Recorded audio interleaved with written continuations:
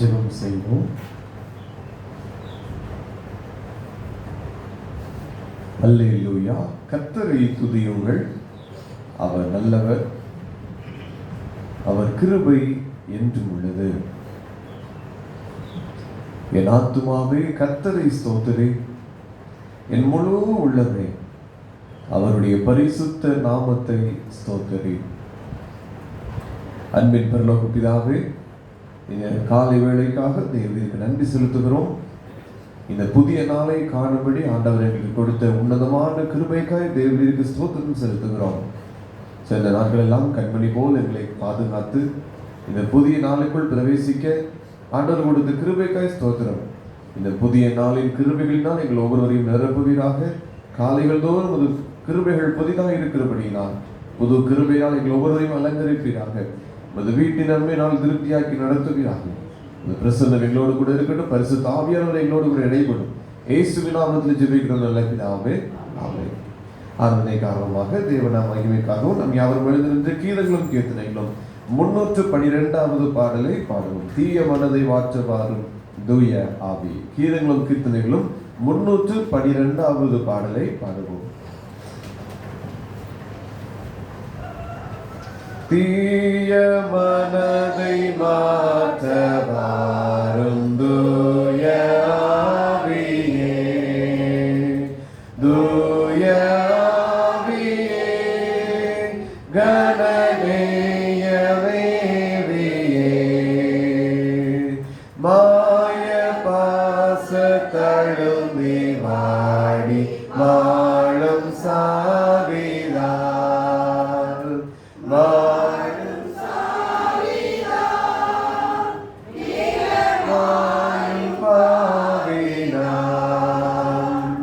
தீமை செய்ய நாடுகின்ற திருக்கு நெஞ்சமே, திருக்கு நெஞ்சமே, மருள் தீர்க்கும் தஞ்சமே, பரத்தை நோக்க மனமற்றேனே பதறிதானையா,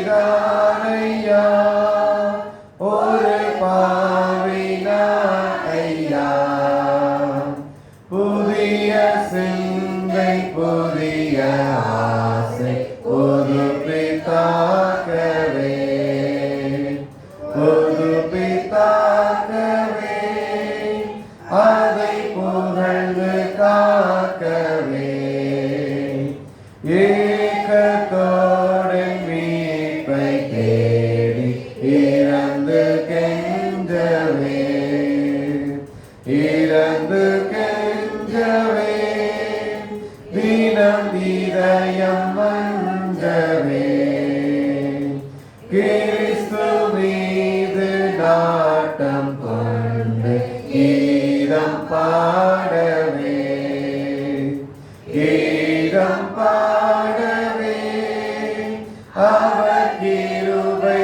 தேடவே, தேவ வசன பாலின் மீது தேட்டம் தோன்றவே, தேட்டம் தோன்றவே, மிக செறிவு வேண்டவே, ஜெபத்தின் தாகம் அகத்தில் ஓடி ஜெபித்து போற்றவே, ஜெபித்து போற்றவே, மிக சிறப்பாயேற்றவே, தீய மனதை மாற்றவாரும் தூய ஆவியே.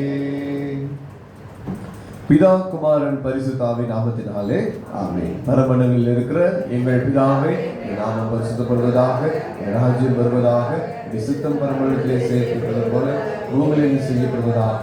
அன்பின் அற்பத்தை எங்களுக்கு தாரும். எங்கள் விரோதமாய் குற்றம் செய்வதற்கு நாங்கள் நினைக்கிறது போல எங்கள் குற்றங்களை எங்களுக்கு மன்னியும். எங்களை சோதனைக்குள் பிரவேசிக்க பண்ணாமல் தீமையை ரட்சித்துக் கொள்ளும். ராஜ்யம் வல்லமையும் மகிமையும் என்னதை கொண்டு வைக்கிறேன். ஆமென். சங்கீதம் 51 முறையாக வாசிப்போம். சங்கீதம் 51. தேவனே, உமது கிருபையின்படி எனக்கு இரங்கும், உமது மிகுந்த இரக்கங்களின்படி என் மீறுதல்கள் நீங்க என்னை சுத்திகரியும். என் மீறுதல்களை நான் அறிந்திருக்கிறேன், என் பாவம் எப்பொழுதும் எனக்கு முன்பாக நிற்கிறது.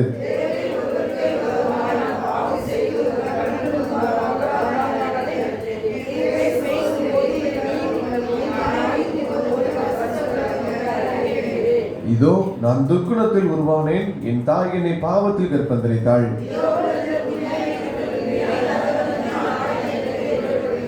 நீர் என்னை ஈசோப்பினால் சுத்திகரியும், அப்பொழுது நான் சுத்தமாவேன். என்னை கழுவி அருளும், அப்பொழுது நான் உறைந்த மழையிலும் வெண்மையாவேன்.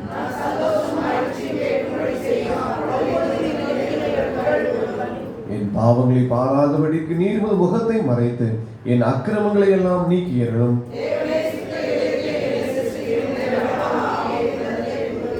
உமது சமூகத்தை விட்டு என்னை தள்ளாமலும் உமது பரிசுத்த ஆவியை என்னிடத்திலிருந்து எடுத்துக் கொள்ளாமலும் இரும்.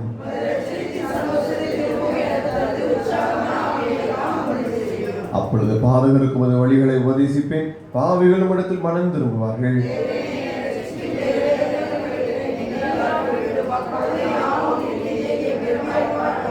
ஆண்டவரே, உதடுகளை திறந்தருளும், அப்பொழுது என் வாய் உம்முடைய புகழை அறிவிக்கும்.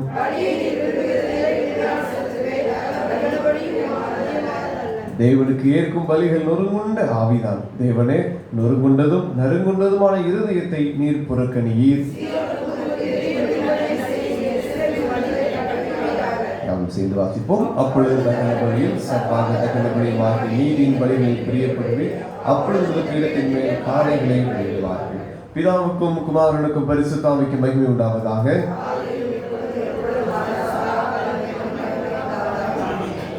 விசுவாசத்தை அறிக்கை செய்வோம். வானத்தையும் பூமியை படைத்த சர்வபலமுள்ள தேவனை விசுவாசிக்கிறேன். அவரை ஒரே குமாரனாகிய என்னுடைய நாதர் இயேசு கிறிஸ்துவை விசுவாசிக்கிறேன். அவர் பரிசுத்த ஆவியினாலே கன்னிமரியால் வைத்துக் பிறந்தார். புனிதத்தில் காலத்தில் பாடுபட்டு சிறிய அறிவிட்டு மறித்து அடக்கம் பண்ணப்பட்டு பாதாளத்தில் இறங்கினார். 3ஆம் நாள் மரித்தோர் எழுதினார். பரமண்டலத்திற்கு ஏறி சர்வபலமுள்ள ஆமாகிய தேவனுடைய வலது பாசத்தில் வீற்றிருக்கிறார். அவ்விடத்திலிருந்து உயிரோரையும் மரித்தோரையும் நியாயத்திற்கு வருகிறார். பரிசுத்தாவியை விசுவாசிக்கிறேன். பொதுவாக இருக்கிற பரிசுத்த சபையும் பரிசுத்தாவின் அவர்களுக்கும் சரீரமே நித்திய ஜீவன் என்று விசுவாசிக்கிறேன்.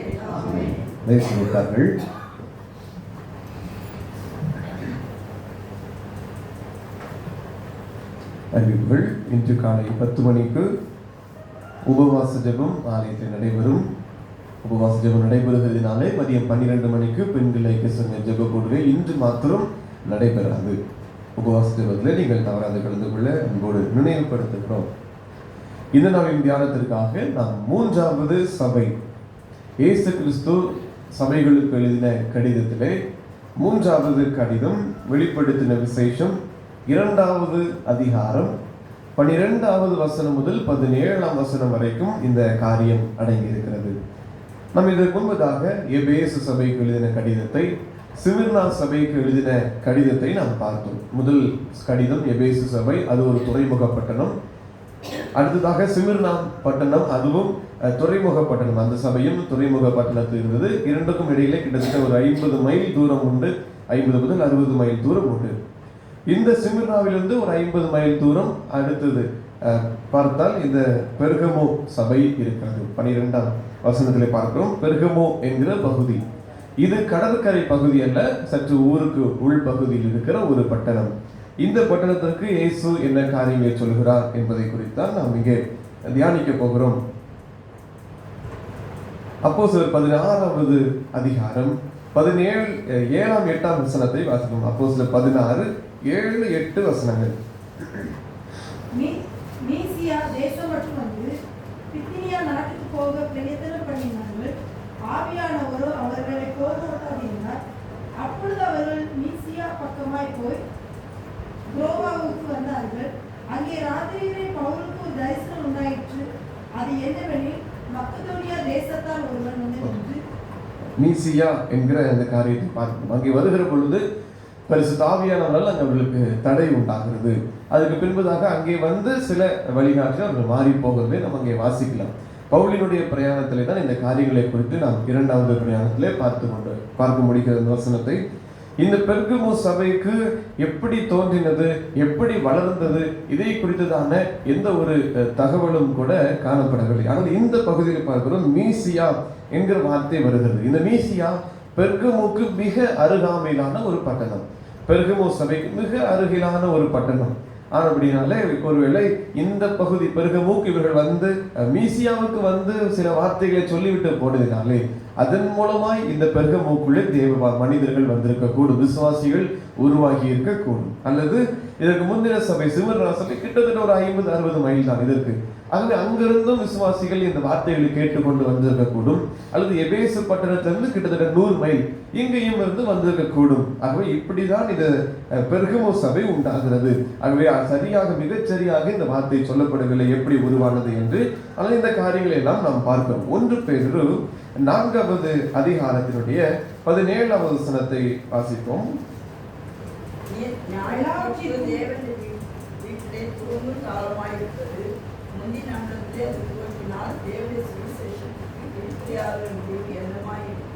இந்த முதல் 12ஆம் வசனத்தை நாம் பார்க்கிற பொழுது வெளிப்படுத்தல் 2:12 பெர்கமு சபையின் தூதனுக்கு நீ எழுத வேண்டியது என்னவென்றால், இருபுறமும் கருக்குள்ள பட்டயத்தை உடையவர் சொல்லுகிறதாவது. ஒரு கடிதம் எழுதுகிற பொழுது அன்பானவர்களே அல்லது நேசிக்கிறவர்களே, எனக்கு பிரியமானவர்களே, இப்படி ஆரம்பிப்பது உண்டு. அது இங்கு எப்படி ஆரம்பிக்கிறது?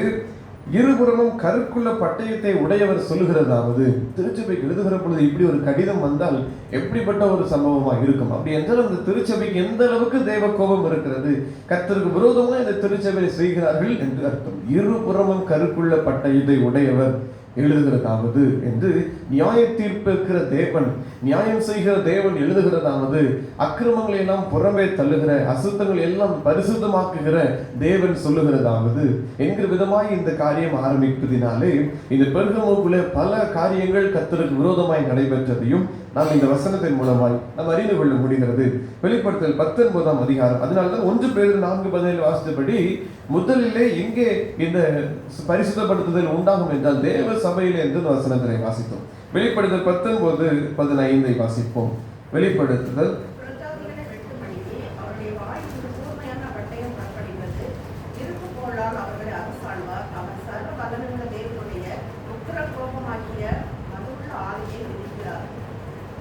இங்கே இந்த வசனத்தை பார்க்கிற பொழுது அவருடைய கோபத்தை குறித்த காரியம் சொல்லப்படுகிறது. இருப்பு கோரனாலே அரசால் வருடும், அவருடைய வாயிலிருந்து கூர்மையான பட்டயம் புறப்படும் என்று அந்த வசனத்தை நான் பார்க்கிறோம். காரணம், உலகம் ஆலயத்திற்குள் வந்தது, உலகத்தின் ஆசைகள், உலகத்தின் போக்கு, இதெல்லாம் சபைக்குள் வந்தது.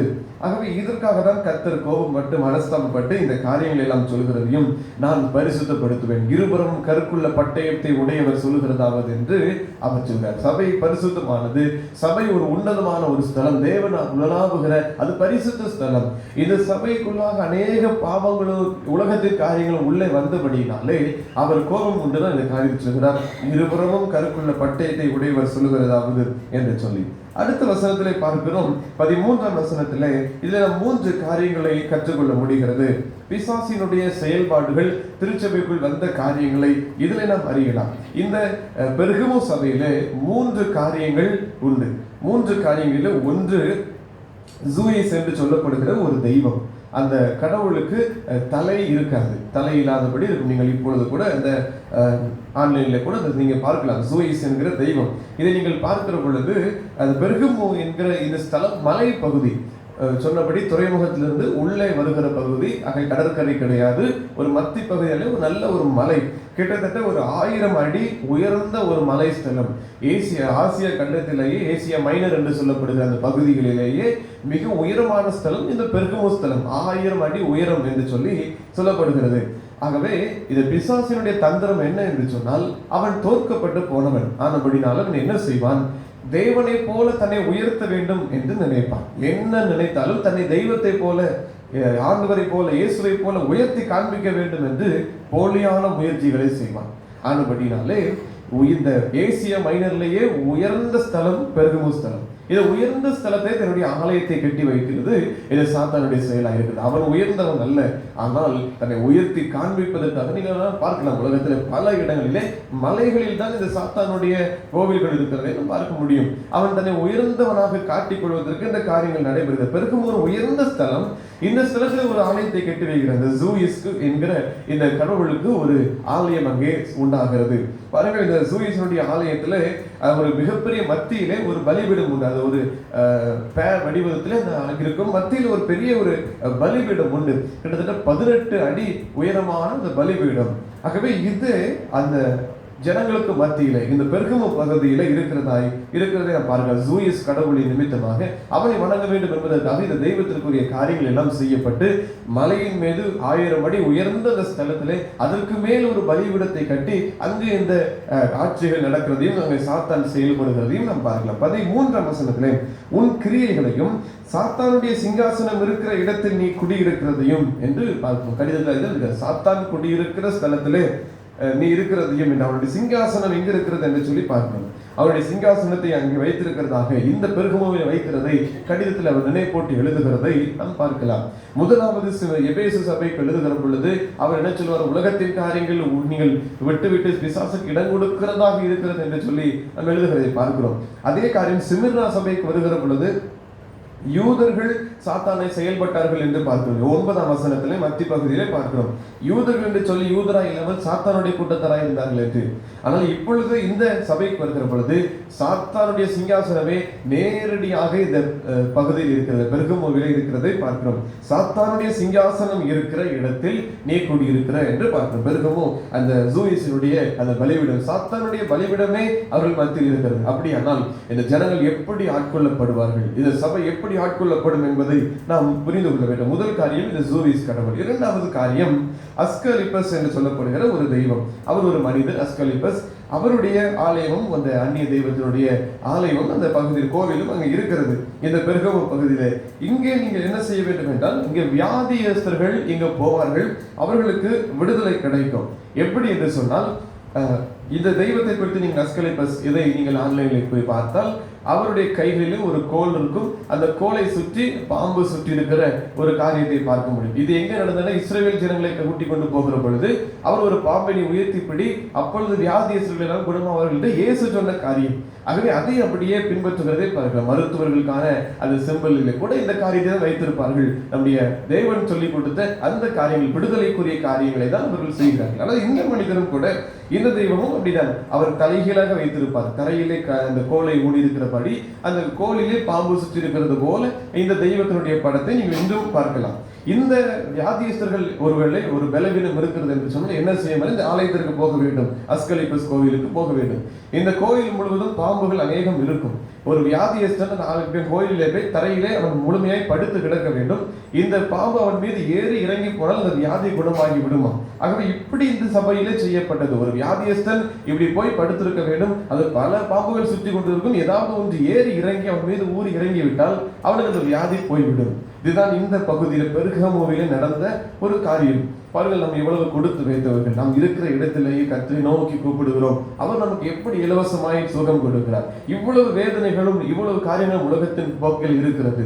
ஆனால் நம்முடைய தேவன் அவர் வல்லமை உள்ளவர் என்பதை நாம் அறிந்திருக்கிறோம். இதற்காக எல்லா ஜனங்களும் அறிய வேண்டும் என்று நாம் விரும்புகிறோம். பாருங்கள், இந்த ஒரு காரியமும் இருந்தது. வெளிப்படுத்தல் 12வது அதிகாரம் 9ஆம் வசனத்தை நீங்கள் வாசியுங்கள்.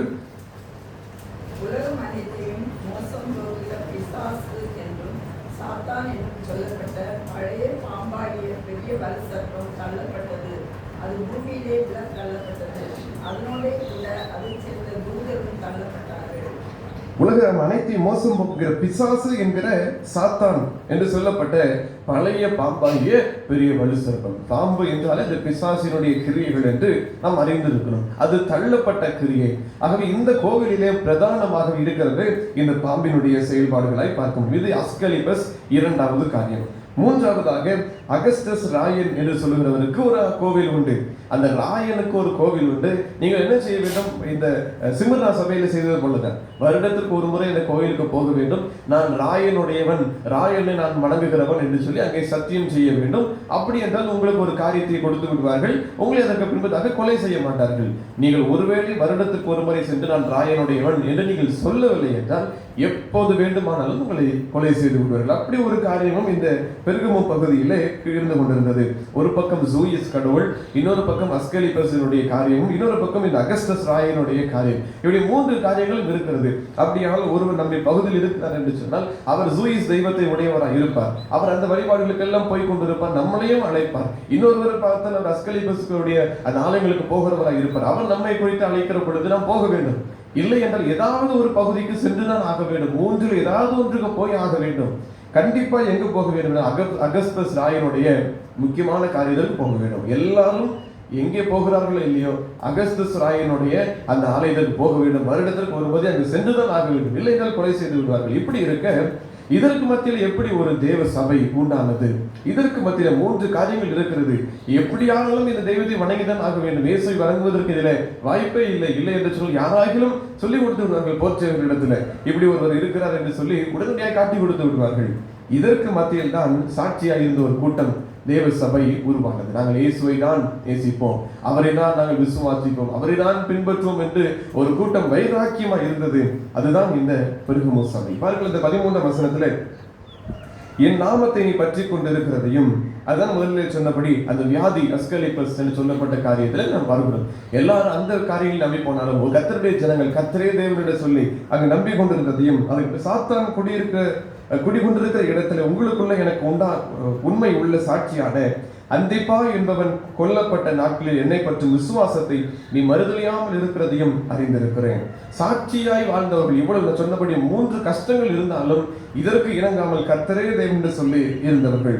நீரோ மன்னனுடைய ஆட்சி காலத்திலே இந்த சாட்சியாய் இருந்த அந்திப்பாவை குறித்து பார்க்கிறோம். இதை எங்க இயேசு சொல்கிறார் என்றால் இந்த 30 அல்லது 15 30 வருடத்திற்குள்ளாக இந்த கடிதம் எழுதப்பட்டு 15 30 வருடத்திற்கு முன்பதாக இந்த அந்திப்பா மரித்திருக்கிறார் என்று சொல்லப்படுகிறது. இந்த அந்திப்பா யார் என்று சொன்னால், எப்படி இந்த சிமிர்னா சபைக்கு அப்போஸ்தலர் யோவானினாலே அனுப்பப்பட்ட பாலிகார்ப் என்று சொன்ன அந்த மனிதனை போல இங்கு பெர்கமுவுக்கு அனுப்பப்பட்ட ஒரு தேவ மனிதர், ஒரு ஊழியக்காரன் தான் இந்த அந்திப்பா என்று சொல்லி நாம் பார்க்கலாம். முதல் இரத்த சாட்சியாக ஆசியாவிலேயே மரித்தவர். காரணம், எப்படி இவர் மரித்தார் என்று சொன்னால், ஒரு காலை போன்ற வடிவத்தில் உள்ள ஒரு பெரிய ஒரு கலசம் ஒன்று இருக்கும். ஒரு தெய்வத்திற்கு படைக்கிற வெண்கல கலசம். இந்த காலை போன்று உள்ள வெண்கல கலசத்திலே மனிதனை உள்ளே போட்டு அதை பூட்டி கீழே தீ மூட்டி அப்படியே உயிரோடு எரித்து கொள்வார்கள். அப்படி மரித்தவர் தான் இந்த அந்திப்பா. கர்த்தருக்காக ஊழியம் செய்தவர், கர்த்தருக்காக வைராக்கியமாய் விசுவாசித்தவர். இந்த தெய்வத்தை நீங்கள் வணங்க வேண்டும், இல்லையென்றால் கொலை சிவம் என்று சொன்ன நேரத்திலும் நான் கர்த்தரையே வணங்குவேன் என்று சொல்லி இந்த பெர்கமு பகுதியில சாட்சியாய் இருந்து இந்த வெண்கல காலை வடிவத்திற்குள்ளே போகப்பட்டு தீ மூட்டப்பட்டு கொலை செய்யப்பட்டவர். இந்த ஆன்டிபஸுடைய மரணத்தை குறித்து நீங்கள் இன்றும் பார்த்தால் அந்த காலை வடிவில் இருக்கிற உருவத்தையும் அதற்குள் ஒரு மனிதன் உட்கார்ந்து கீழே தீ மூட்டப்பட்டு கொண்டிருக்கிற புகைப்படங்களையும் நீங்கள் பார்க்கலாம். ஆகவே இப்படிதான் இந்த அந்திப்பாவினுடைய இரத்த சாட்சி இருந்தது. அதுதான் இயேசு கடிதத்தை எழுதுகிற பொழுது சொல்லுகிறார், சாத்தான் கூடியிருக்கிற இடத்துல உங்களுக்குள்ள எனக்கு உண்மை உள்ள சாட்சியான அந்திப்பா என்பவன் கொல்லப்பட்ட நாட்களில் என்னை பற்றும் விசுவாசத்தை நீ மறுதலியாமல் இருந்ததையும் அறிந்திருக்க. அந்திப்பா யார் என்றால் தலைவர், ஒரு ஆலயத்தினுடைய தலைவர். இந்த யோவான் அனுப்புகிறார் இந்த பெர்கமு சபையினுடைய தலைவரை எரித்து விட்டார்கள். எப்பொழுது இந்த கடிதம் எழுதுவதற்கு 15-30 வருடத்துக்கு முன்பதாக அந்திப்பா மரித்திருக்கிறார். ஆனாலும் சபைக்கு கடிதத்தை எழுதுகிறார். ஒரு தலைவன் மரித்து விட்டார், ஆனாலும் சபை என்ன செய்கிறது? கர்த்தரை மறுதலியாமல் ஆராதித்துக் கொண்டிருக்கிறது. அதை நாம் புரிந்து கொள்ள வேண்டும். பாருங்கள், தலைவன் மரித்து விட்டான், அதுதான் எழுதுகிறார். கடிதத்தை எழுதுகிற பொழுது இந்த 15 வருடத்துக்கு பின்பதாக எழுதுகிற பொழுது அந்திப்பா சாட்சியை மரித்தான் என்று இயேசு எழுதுகிறார். அப்படியானால் சபை இன்னும் என்னதான் செய்கிறது? கூடிக்கொண்டிருக்கிறது. தலைவனை அவர்கள் கொலை செய்தாலும் இவர்கள் என்ன செய்யவில்லை? கர்த்தரை மறுதலிக்கவில்லை. இப்படிதான் சாட்சியாக இருந்திருக்கிறார்கள் இந்த ஜனங்கள். அடுத்த வசனமாக 14 வசனத்திலே, ஆகிலும் சில காரியங்களை குறித்து உன் பேரில் எனக்கு குறை உண்டு. விக்கிரகங்களுக்கு படைத்தவைகளை புசிப்பதற்கும் வேசித்தனம் பண்ணுவதற்கும் ஏதுவான இடரலை இஸ்ரவேல் புத்திரர் முன்பாக போடும்படி பாலாக் என்பவனுக்கு போதனை செய்த பிழையாமினுடைய போதகத்தை கைக்கொள்கிறவர்கள் உன்னிடத்தில் உண்டு. ஆகவே விக்கிரகங்களுக்கு படைக்கப்பட்ட இந்த இறைச்சிகள் குறைந்த விலைகளிலே கிடைக்கும், வெளியே கடைகளிலே. ஆகப்படினாலே ஒரு நேர்த்தியான முதலில் சாப்பிடுவதற்காக வாங்கக்கூடிய இறைச்சியை பார்க்கலாம் இந்த விக்கிரகங்களுக்கு படைக்கப்பட்ட இந்த காரியத்தை புசிப்பதற்கு குறைந்த விலை. ஆகப்படினால் அநேகர் அதற்கு ஒப்பு கொடுத்து செவி சாய்த்து போனார்கள். வேசித்தனத்திற்கு ஒப்பு கொடுக்கப்பட்டு இந்த பகுதியில் பெருகமு சபையில் அநேக ஜனங்கள் இருந்தார்கள். உலகம் எங்கு வந்தது? திருச்சபைக்குள் வந்தது. உலகத்தின் காரியங்கள் திருச்சபைக்குள் வந்தது. என் உபாகமத்தின் புத்தகம் 23வது அதிகாரம் 3-4 வசனம். உபாகமம் 23:3-4 வசனம். அம்மோன் எனும் மோவாப் எனும் கர்த்தருடைய சபைக்கு உட்படலாகாது. 10ஆம் தலைமுறையிலும் என்றைக்கும் அவர்கள் கர்த்தருடைய சபைக்கு உட்படலாகாது. நீங்கள் எகிப்திலிருந்து புறப்பட்டு வருகிற வழியிலே அவர்கள் அப்பத்தோடும் தண்ணீரோடும் உங்களுக்கு எதிர்கொண்டு வராது நிமித்தமும் உன்னை சபிக்கும்படியாய் மெசொப்பொத்தாமியாவின் ஊராகிய பேத்தோரில் இருந்த பெரியோரின் குமாரன் பிலேயாமுக்கு கூலி பேசி அவனை அழைப்பித்ததை நிமித்தமும் இப்படி செய்ய வேண்டும். இப்படி நாம் பார்க்கிறோம். இந்த மெசொப்பொத்தாமியாவில் இருக்கிற ஊராகிய பெத்தோரில் இருக்கிற இந்த பகுதியில் வசிக்கிற பேயோருடைய மகன் பிலேயாம். இந்த பிலேயாமுக்கு என்ன பேசுகிறார்கள்? கூலி பேசி அவனை அழைப்பித்தது நிமித்தம் இப்படி செய்வது. எதற்கு? கர்த்தருடைய ஜனங்களை சபிப்பதற்கு. இவருடைய காரியங்களை பார்க்கிறோம். இந்த ராஜா பாலாக்கினுடைய காரியங்களை பார்க்கிறோம். பாலாக் இந்த பிலேயாமை அழைத்து நீ இஸ்ரவேல் ஜனங்களை சபிக்க வேண்டும், அவர்கள் அதனாலே இன்னைக்கு எனக்கு எதிராய் போரிட்டு வராதபடி அவர்கள் அழிந்து போக வேண்டும் என்று சொல்லுகிறார். இந்த ஜனங்களுடைய கூடார அமைப்பை பார்த்தால் சிலுவை வடிவத்திலே தான் அவர்கள் கூடாரம் அமைப்பது உண்டு. ஒருவேளை அவர் இந்த பாளையத்தில் இறங்குகிற பொழுது அந்த சிலுவை வடிவத்திலே தான் அவர்கள் அமைத்திருப்பார்கள். இதை பார்க்கிற பொழுது இவன் என்ன செய்கிறான்? ஆசீர்வதித்து விடுகிறான். சபிப்பதற்காக போனவன் ஆசீர்வதிக்கிறான். மீண்டும் 2வது முறை நீ இப்படி செய்யக்கூடாது என்று சொல்லி பாலாக்காலே எச்சரிக்கப்பட்டு பிலேயாம் 2வது முறை போகிறான். அப்பவும் இஸ்ரவேல் ஜனங்களை ஆசீர்வதிக்கிறான். 3 முறை அப்படி ஆசீர்வதித்து விடுகிறார். ஆகவே திரும்பி வருகிற பொழுது இங்கே ராஜாவினிடத்தில் அவர் காரியங்களை கேட்க, நீ இப்படி செய்தது என்ன? உனக்கு இவ்வளவு காரியங்களை கொடுத்திருக்கிறோம் என்று சொல்லி கூலி பேசுகிறார்கள். இவ்வளவு தொகை தாருகிறேன், நீ பணத்திற்காக இதை செய், பணம் தருகிறேன், நீ போய் இந்த ஜனங்களை என்ன செய், அப்படி சபித்து விட்டுவா என்று சொல்லி. ஆனால் இவன் என்ன செய்கிறான்? 3 முறையும் ஆசீர்வதித்து விடுகிறான், சபிக்கவில்லை. மாறாக என்ன செய்கிறான் என்றால் ஒரு காரியத்தை சொல்லுகிறான். என்ன செய்ய வேண்டும்? உம்முடைய ஸ்திரீகளை எங்க அனுப்ப வேண்டும்? இந்த இஸ்ரவேல் ஜனங்களுடைய பாளையத்திற்குள் அனுப்ப வேண்டும். இந்த ஸ்திரீகளை அவர்கள் சம்மதம் கலந்து விடுவார்கள், அவர்கள் திருமணம் முடித்து விடுவார்கள். ஆண்கள் அவர்கள் கலந்து விட்டார்கள் என்றால் உங்களுடைய தெய்வத்தோடு கூட அவர்களும் என்ன செய்வார்கள்? இணைந்து விடுவார்கள். அந்நிய தெய்வத்தை வணங்க ஆரம்பித்து விடுவார்கள். உங்களுடைய போக்கு அவர்களுக்குள் வந்துவிடும். அதனாலே கர்த்தரை விட்டு அவர்கள் விலகி விடுவார்கள்.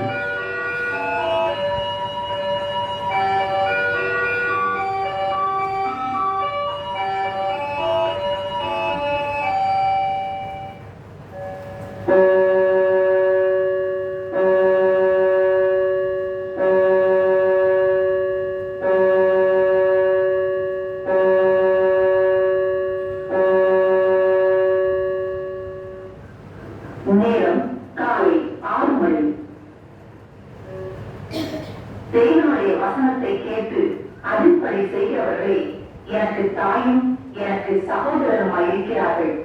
லூக்கா 8ஆம் அதிகாரம் 21ஆம் வசனம். உம்முடைய ஸ்திரீகளை, அதாவது விக்கிரகவானத்திற்குள் இருக்கிற உம்முடைய ஸ்திரீகளை நீர் அங்கு அனுப்ப வேண்டும். இஸ்ரவேல் ஜனங்களுக்குள்ளே அவர்கள் இந்த பெண்களை திருமணம் முடித்து விட்டால் அவர்கள் உங்களோடு கூட சம்மதம் கலந்து கொள்வார்கள். அப்படி இருக்கிற வேளையிலே உங்களுடைய அந்த விக்கிரகத்தின் காரியங்கள் அவர்களுக்குள் வந்துவிடும்.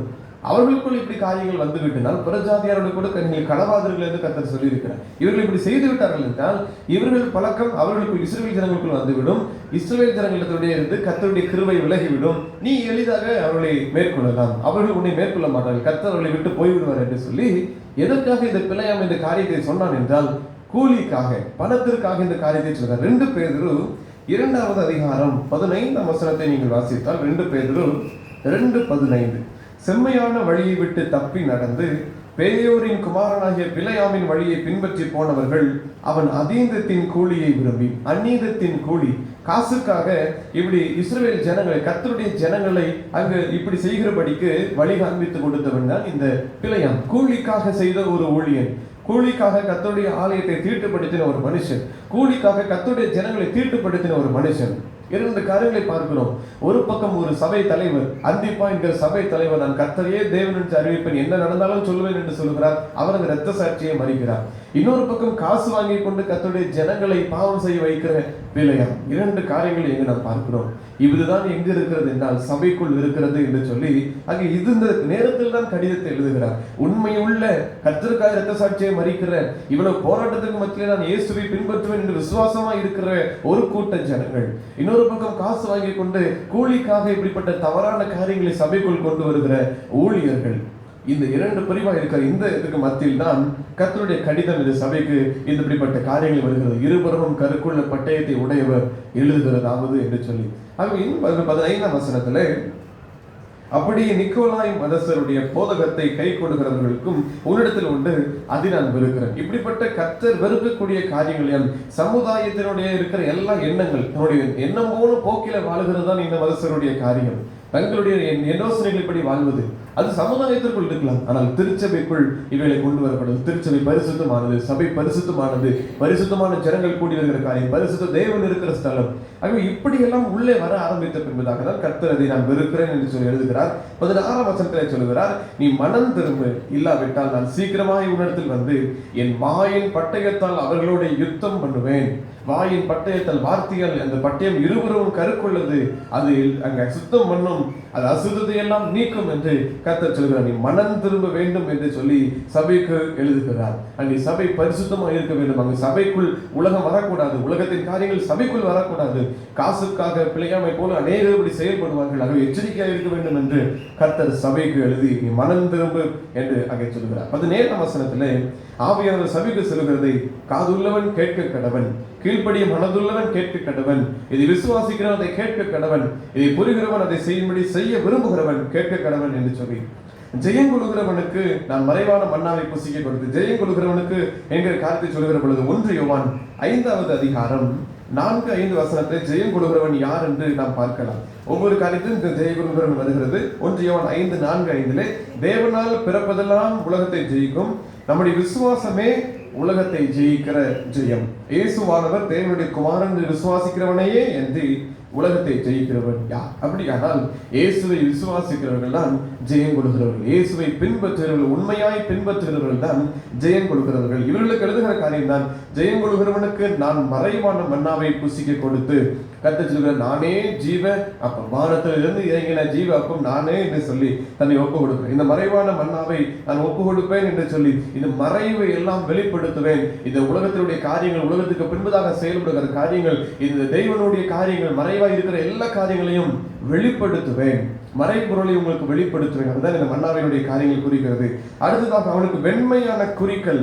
வெண்மையான குறிக்கல் என்பது ரோம அரசாட்சியில ஒரு பதக்கம் போன்று ஒரு மெடல், ஒரு ஓட்ட பந்தயத்தில் ஓடுதல் வெற்றி பெற்றால் ஒரு மெடல் எப்படி கொடுப்பார்களோ அதே போல இந்த வெண்மையான குறிக்கல்லை கொடுப்பார்கள். வெற்றி பெற்றதற்கான அல்லது அவன் சாதித்து முடித்ததற்கான அந்த குறிக்கல்லை அவனிடத்துல கொடுப்பார்கள். அவனுக்கு ஒரு இடத்துக்கு போகிறான் என்று சொன்னால், ஒரு கூடுகை நடக்கிறது என்றால் அந்த கூடுகையில் குறிக்கல், வெள்ளை குறிக்கலை காண்பித்தால் அவனை உடனே உள்ளே விட்டு விடுவார்கள். ஒரு சிறப்பான ஒரு வழி அவனுக்கு என்று உண்டு. இந்த ஜெயம் கொள்கிறவனுக்கு இந்த வெண்மையான குறிக்கல் உண்டு. அவன் தேவ ராஜ்யத்தில் அவனுக்கு சிறப்பான வழி உண்டு. இந்த உலகத்தின் காரியத்தை விட்டு தேவ ராஜ்யத்திற்கு வருகிற பொழுது அவனுக்கு சிறப்பான கல் அங்கே கொடுக்கப்படுகிறது. இதை பார்க்கிறோம். இன்னும் 19ஆம் அதிகாரம் வெளிப்படுத்தல் 19:9 வாசிப்போம். இது எதற்கான ஒரு சீட்டாக, ஒரு குறிக்கல்லாக எதற்கு கொடுக்கப்படுகிறது என்றால் வெளிப்படுத்தல் 19:9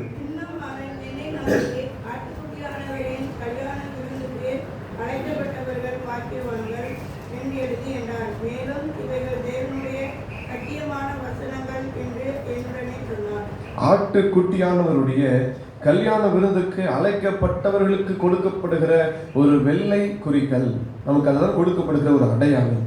ஜெயம் கொடுக்கிறவனுக்கு, கர்த்தரை விசுவாசித்து கடைசி வரைக்கும் நிலை நிற்கிறவனுக்கு, முடிவு பரியந்தம் நிலை நிற்கிறவனுக்கு, மரண பரியந்தம் உண்மையாக இருந்து ஜீவகெடுத்து பெற்றுக் கொள்கிறமாகிய ஜனங்களுக்கு கொடுக்கப்படுகிற ஒரு சீட்டு, ஆட்டுக்குட்டியானுடைய கல்யாணத்துக்கு உள் பிரவேசிக்கிற ஒரு வெள்ளை குறிக்கல் அங்கே கொடுக்கப்படுகிறதை நாம் பார்க்கலாம். ரோமர் 8:25-26 வசனங்களில் பார்க்கிறோம். பரிசுத்த ஆண்டவர் நமக்காக வேண்டுதல் செய்கிறார்.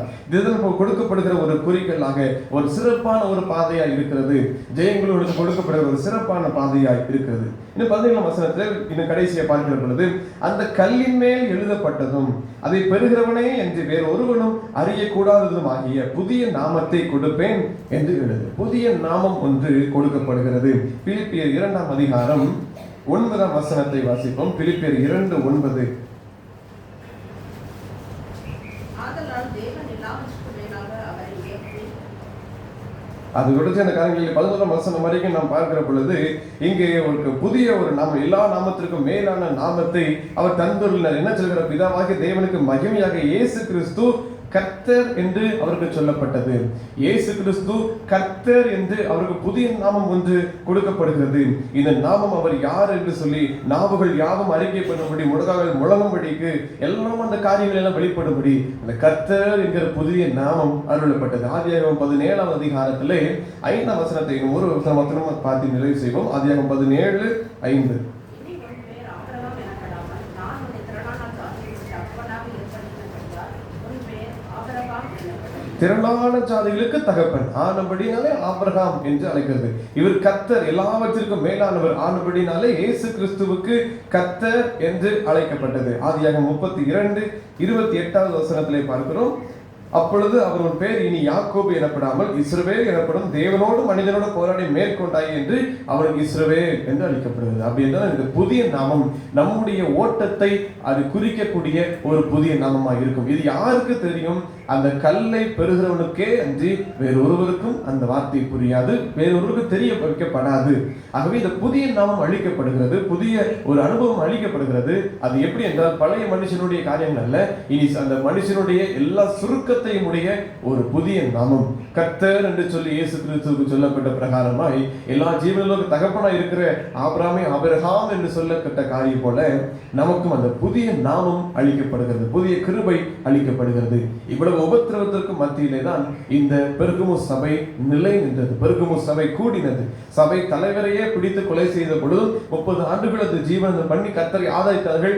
அப்படிப்பட்ட சபைக்கு எழுதின காரியம் தான் இது. இந்த சபைக்குள் போக போக உலகத்தின் காரியங்கள் உள்ளே வருகிற பொழுதுதான் கர்த்தர் அதை பரிசுத்தப்படுத்துவேன் என்று எழுதுகிறார். ஆகவே இறுதி வரைக்கும், கடைசி வரைக்கும் கர்த்தருடைய ஜெயங்குலர்களுக்கு அருளப்படுகிற இந்த புதிய நாமம், அந்த மன்னா, மறைவான மன்னா, இன்னும் வெள்ளையான குறிக்கல், இவைகளை சுதந்திரிக்கிற வரைக்கும் நாம் நம்மை பரிசுத்தமாய் காத்துக்கொண்டு கர்த்தரில் நிலைத்திருந்தால் அவர் நமக்கு அருளுகிற எல்லா நன்மைகளையும் ஈவுகளையும் ஆசீர்வாதங்களையும் நாம் பெற்றுக்கொள்ள முடியும். கர்த்தர் அப்படிப்பட்ட கிருபைகளை நம்ம ஒவ்வொருவருக்கும் தருவாராக. ஆமென். தலைகளை ஜெபிப்போம். அன்பின் கர்த்தாவே, இந்த வேளைக்கு நன்றி செலுத்துகிறோம். பெர்கமு சபைக்கு எழுதின இயேசுவினுடைய கடிதத்தை நாங்கள் அன்றைய பார்ப்பதற்கு கர்த்தர் கிருபை செய்த பிரகாரமாய் எவ்வளவு உபத்திரவங்களுக்கு மத்தியிலே இந்த திருச்சபை கர்த்தரை விசுவாசித்து சாட்சியாய் நின்றது.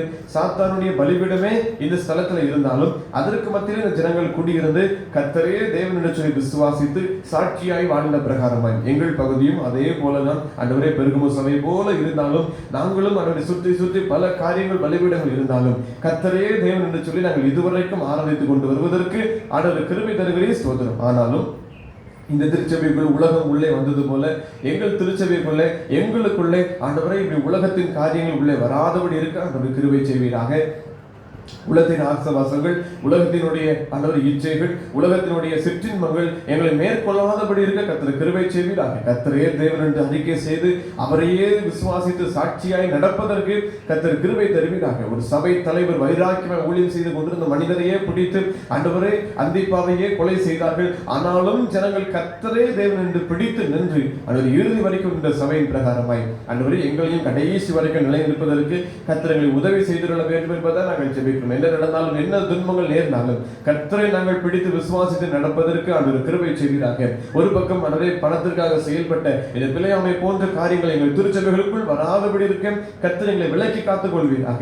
அதனால் அளிக்கப்படுகிற மறைவான மன்னாவை நாங்கள் புசிப்பதற்கு ஆண்டவர் கிருபை தாரும். இன்னும் ஜெயங்குலர்களுக்கு அருளப்படுகிற வெண்மையான குறிக்கோளை நாங்கள் பெற்றுக்கொள்ள கர்த்தர் கிருபை தாரும். இந்த ஆட்டுக்குட்டியாருடைய கல்யாண விருந்திலே நாங்கள் பங்கு பெறத்தக்கதாய் எங்களுக்கு அப்படிப்பட்ட கிருபைகளை தந்துள்ள வேண்டும் என்பதை நாங்கள் ஜெபிக்கிறோம். புதிய நாமத்தை தரித்தவர்களாய் உம்மோடு கூட ஐக்கியப்படுவதற்கான கிருபை தருவீராக.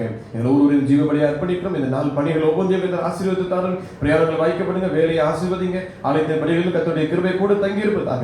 பிரசன்னம் எங்களோடு கூட தங்கி இருக்கட்டும். வழிநடத்துதலை தாரும். நீரை ஆளுகை செய்யும். இயேசு கிறிஸ்துவின் நாமத்தில் ஜெபிக்கிறோம் நல்ல பிதாவே. ஆமென். நம்முடைய கர்த்தராகிய இயேசு கிறிஸ்துவினுடைய கிருபையும் பிதாவாகிய தேவனுடைய அன்பும் பரிசுத்த ஆவியானவருடைய ஐக்கியம் நம் அனைவரோடும் கூட இப்போதைக்கும் இருப்பதாக. ஆமென். சிலுவை அண்டையில் நம்பி வந்து நிற்கையில் பாவ பாரம் நீங்கி வாழ்வடைந்தேன். எந்த நேரமும் எனதுள்ளத்திலும் ஆனந்தம் பொங்கி பாடுவேன். ஆமென். கர்த்தர் உங்களோடு இருப்பாராக. தேவ சமாதானத்தோட சென்று வருவோம்.